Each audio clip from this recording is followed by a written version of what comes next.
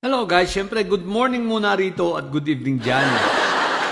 Ito pag-usapan natin guys ha. Etong bagong-bagong pagdadrama, pag-iinarte nitong si Inday Sayad sa Davao City naman. So wala namang problema Davao City, di ba?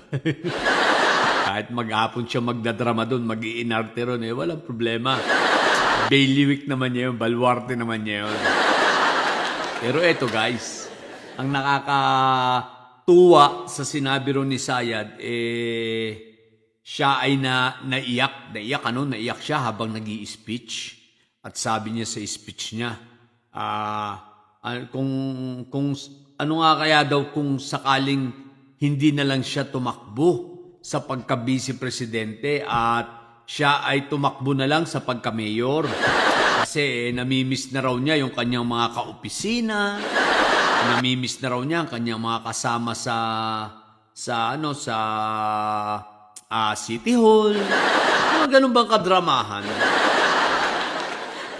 Di yun nga, sabi niya. Pero guys, ito ang sa akin. Iba naman ang naisip ko.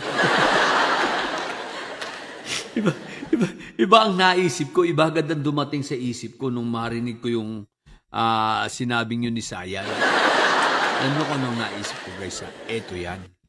Kaya sinabi ni Sayad na dapat sana ay nag-mayor na lang ako kung kasi may panghihinayang.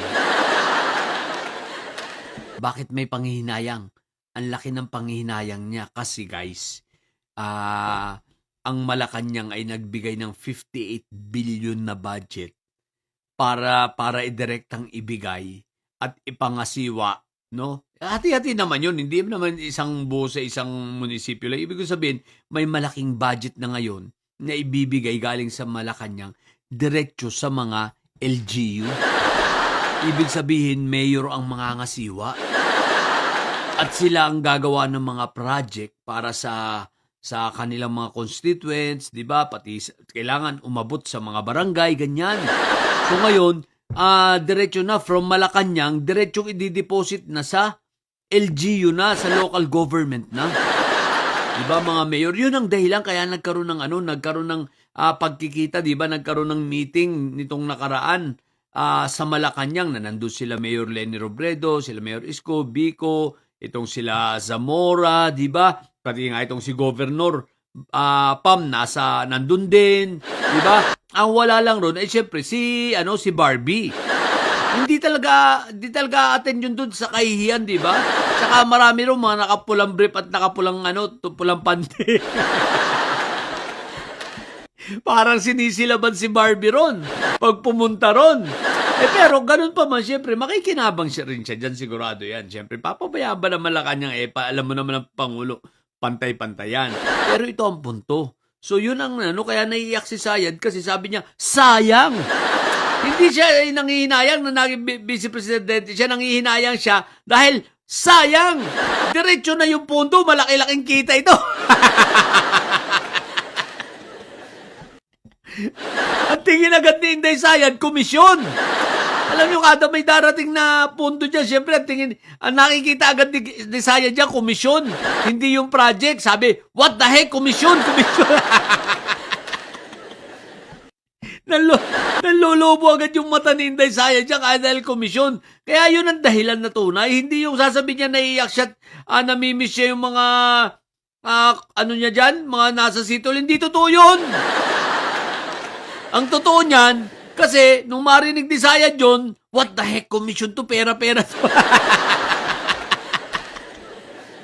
Isipin mo, hindi na DepEd na magpapagawa ng mga school rooms na kinakailangan. Hindi na dadal sa DPWH. Diretso na talaga. Tapos sila nga hanap ng kontraktor. Sila na talaga as in ang magmamanage. Sila na talaga. Isasubmit lang nila sa yung mga requirements sa Malacanang. Like, halimbawa, project proposal, ang scope of works, lahat ng mga kinakailangan, program of works, ganun. So, tapos pondo, budget, magkano, isasubmit lang nila. So, si Inday Sayad, dalaki ang mata. Kaya nang hinayang, kasi wala na siyang confidential funds Sabi niya, ang nilulustay na lang niya budget ng OVP, kaya lang pinag-ihigpitan na siya ng COA ngayon. So, nanlalaki. Sabi nito, napakadali gumawa sana nito. Siyempre, kayang-kaya ko yung mga kontraktor sa Davao. Diba? So, ang tingin nyo, nanlalaki ang mata ni Inday Sayad, komisyon. Ngayon, siyempre, ang mangungumisyon doon, malamang-lamang, si Barbie na. Yun ay kung hihingi. Diba? Pero kung ako sa Malacanang, wag nabigyan niya put. Pero hindi ganun ang Malacanang for sure, pag may project naman na para sa bayan, bibigyan talaga yan, no? Pero si Inday Sayad, yun ang tunay na dahilan. Kaya wag kayong mga bobo. Ha? Yung iyak-iyak drama-drama ni Sayad sa Davao City, hindi tunay yun. Nagdadrama siya dahil nangihinayang siya. Dapat siya daw ang mayor, direkta sa bulsa niya. No? Ganun yun. Alam nyo na, ha? So, yun lang. Sa mga bubunditilis at may sayad dyan, ha? Tatay nyo ay karton. Manatili kayo may sayad, sabagat ang may sayad ay laging high blood. Bye!